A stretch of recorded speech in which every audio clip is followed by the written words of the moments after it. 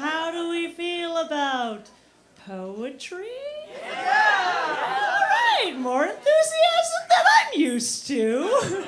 Excellent. Here is a haiku about my clitoris.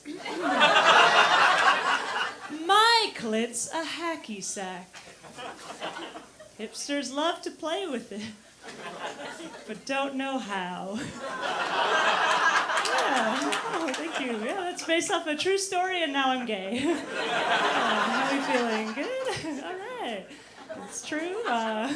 I'm a gay. It's a fun time. I'm a lady gay, for those in the back. I enjoy it.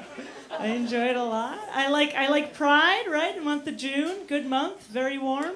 Good times.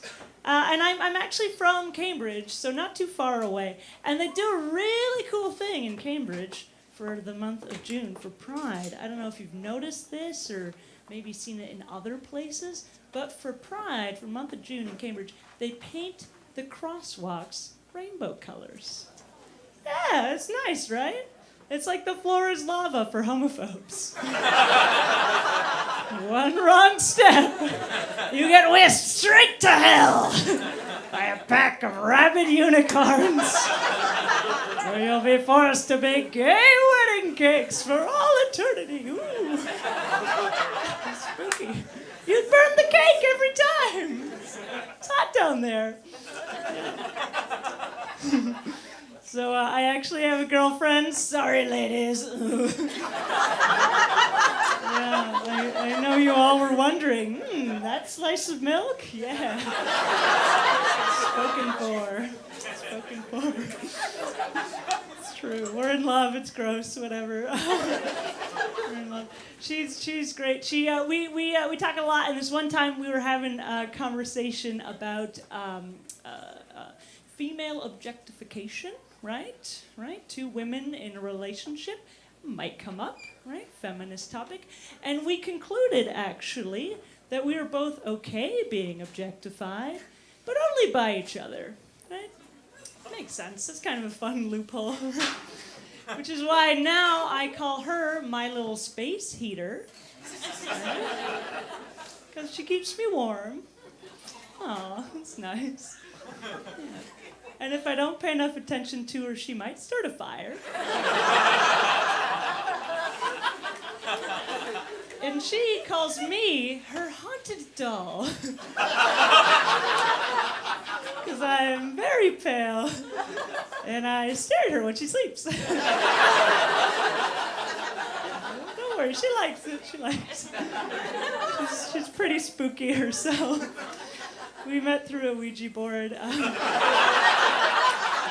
Started flirting with the occult. Next thing you know, she appeared in a puff of smoke. I might be cursed, but it's fine. We're in love. I've never seen her feet. Could be hooves. I don't know. Listen, it's a good time. All I'm saying is she just has a lot of bones. In her apartment, in her body, who knows? Could be the correct amount. A lot of bones. It's just a lot. Look, I'm not one of those people that believes you should have been born in another time as a gay. I like this one. It's good, whatever. But that being said, she would have really thrived in the Neolithic, I think. Yeah. It's a good time for bones. It's true. She's very funny. She's not a comedian, so she's hilarious. And this one time, she said something to me that I'll never forget. She said, "Chloe, I finally figured out what it is you talk like." I was like, okay. What do I talk like? And she said, "You talk like a cowboy reenactor at a Wild West theme park." Yeah, and the worst part is, the first thing that came out of my mouth, the first thing I said was, "Now listen here, little lady. Dagnabbit. Get my horse. I'm going for a ride." It's funny. She also said to me, "You have the energy of somebody who looks like they could do magic." So, if comedy doesn't work out, whoosh, a dove, I don't know. It's fun. Anyway, it's a sexy evening. Speaking of sexy things, I went to my cousin's bachelorette party not too long ago. Yeah, it was a fun time. We went to a strip club. It was a male strip club because, again, gay, but a team player. Touched a man's bare torso. I was like, my work here is done. Slippery. Sweating a lot like a sexy baby seal. He was working. Anyway, my cousin got a lap dance from a man named Temptation. Yeah, that's a Christian name. My favorite was Sodomy. Burn the house down! I'm glad you guys like that. I told that in Texas once and they were not a fan. In Texas. It was fun. Oh boy. Tip your bartenders. Anyway, I gotta say, it's funny to be a gay. I do have some sympathy for men folk. I think it can be hard. I think it can be tough sometimes, right? Like apparently all of our role models are terrible, right? So where do you find a good role model, right? I don't know. I'm a fan of superheroes, even though I know some famous directors disagree. That's fine.